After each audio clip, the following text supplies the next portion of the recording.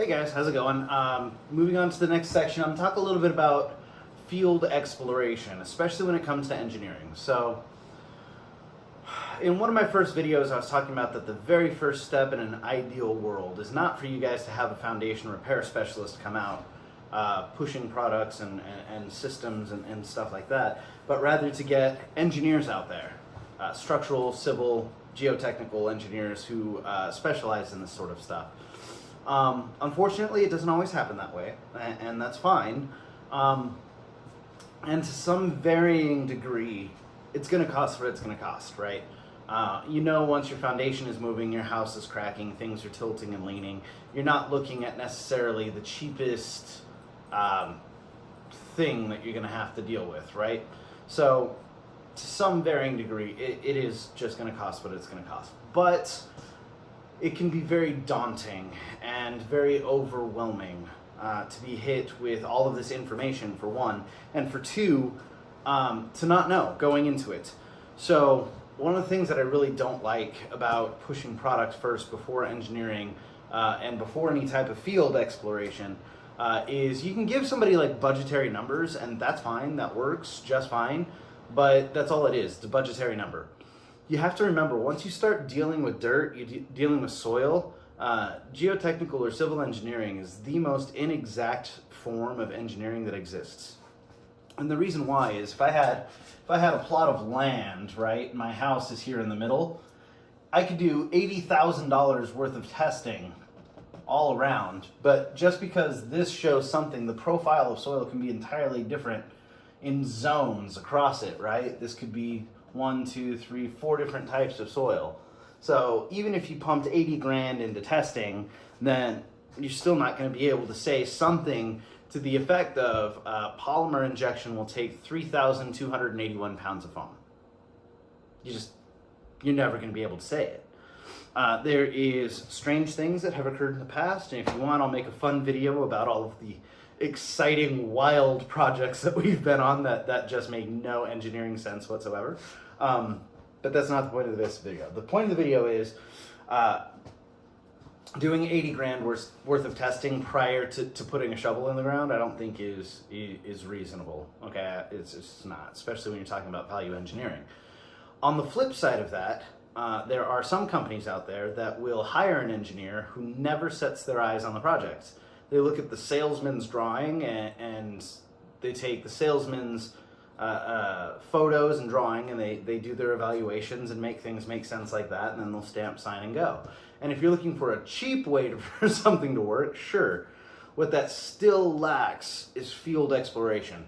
Just because I give you a quote doesn't mean there can't be a change order, and most people are bad about advertising that up front. But that's just kind of the way it goes. When I talk to clients, I usually tell them they should budget 30% over my contract or over my proposal.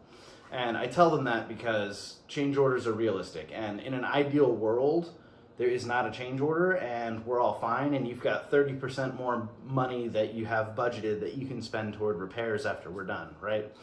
But in a not so ideal world, I'm not blowing you out of water because I have to add a few $1,000s to the contract. Now, I'm throwing the words a few $1,000s out as if they're just like left and right? That's what I mean about unknown soils conditions. If I look at a house and I say, if the house is down 3 inches, it'll cost this much money. Maybe, if we're lucky, And the reason why is whether you're doing DCP testing, CPD testing, SPCD testing, blah, blah, blah, blah, blah, blah, blah, you're figuring out, first of all, how deep the depth of the repair. This will change based off of push piers and helical piers, and it'll change for polymer because going 40 feet down versus 20 feet down versus 12 feet down will significantly impact the cost, right? For push piers, some contractors offer a depth clause. So when you read your contract, by the way, depth clause, that's definitely in there. Look for it and ask questions about it. Because most contractors will propose their push piers to go down to 30 feet. I think most helical piers are somewhere between 15 and 20 feet. And polymer injection, they may or may not recommend down to like 10 feet. But if you look at the Hillsides video, you would know that 10 foot worth of polymer injection might not solve the problem on a hillside. So that right off the bat is just inaccurate. Next of all is the quantity. Engineers may need to change the spacing of the piers, which can work to your benefit or your detriment. Really depends on a whole lot. And this is why I don't like engineers who never set their eyes on the job site, and why I want field exploration, right? Because you could be prepared to spend $20,000 to put 4 or 5 piers in the ground, and then we show up and you have no footing under the home, or your footing is cracked, or your footing is 8 feet deep. All of these things are like change order items, right?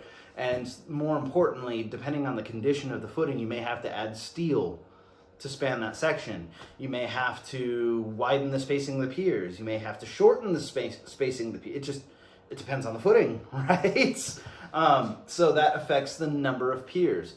Same thing with polymer. Even if I'm shooting polymer underneath or even concrete using compaction grouting or pressure grouting, if you have absolute muck underneath there, it's going to take a lot more product in order to stabilize the home.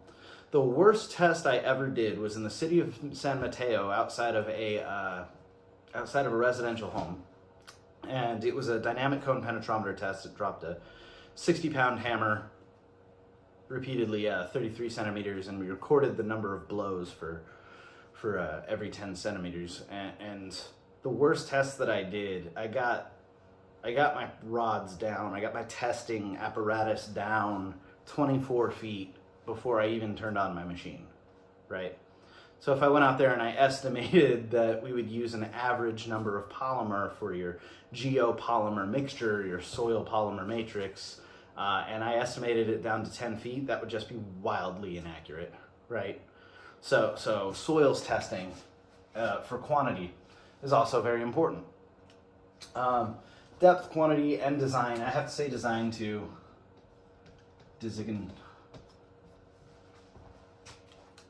What systems are more appropriate, which ones aren't. Your engineering guys are going to tell you this, but it's very important to figure out if you have to be dealing with like lateral loading on a hillside or something, if you have liquefiable soils, if it's just a compressibility issue, if there's a leaking pipe, blah, blah, blah, blah, blah, blah. So there's a lot of testing that should be done.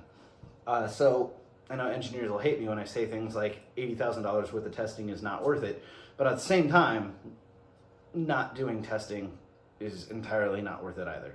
So what I really like is the concepts that a few different companies utilize called a test pier.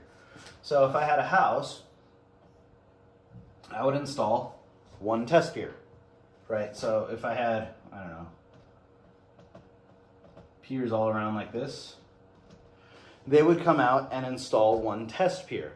The test pier would be usually on a corner, which is the heaviest part of the home, right? Where it's down the lowest. On a fireplace, if you can help it sometimes, because those are really heavy, but meh. And if there's a slope, you want to go on the descending slope side. By installing one pier, what they do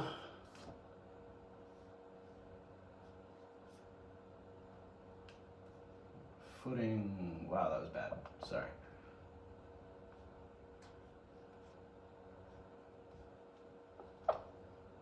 As if any of my drawings have been good, right?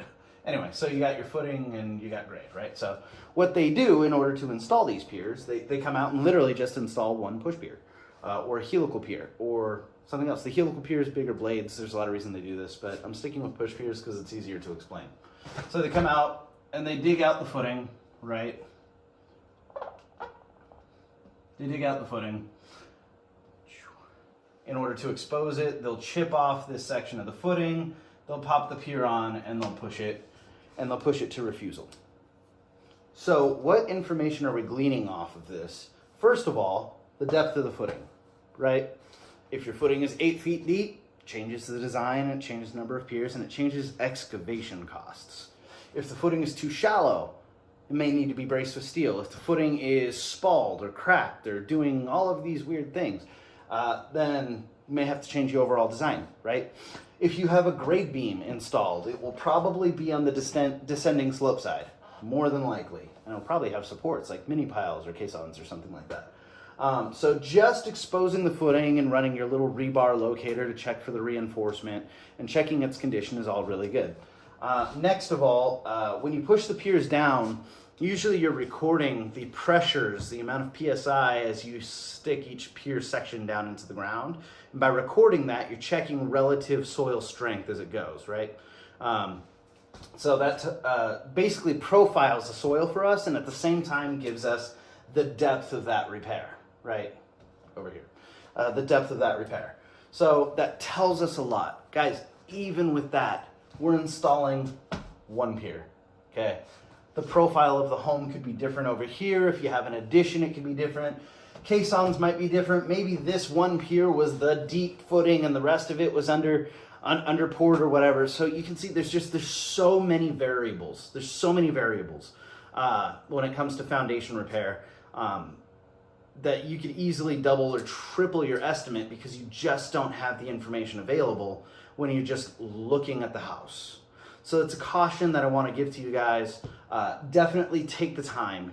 Take the engineer's recommendations. Do your field exploration, including soils testing if that works, and test piers. If you're going with piers and the engineer says piers and everybody's good with piers and piers are the thing, put a test pier in, right?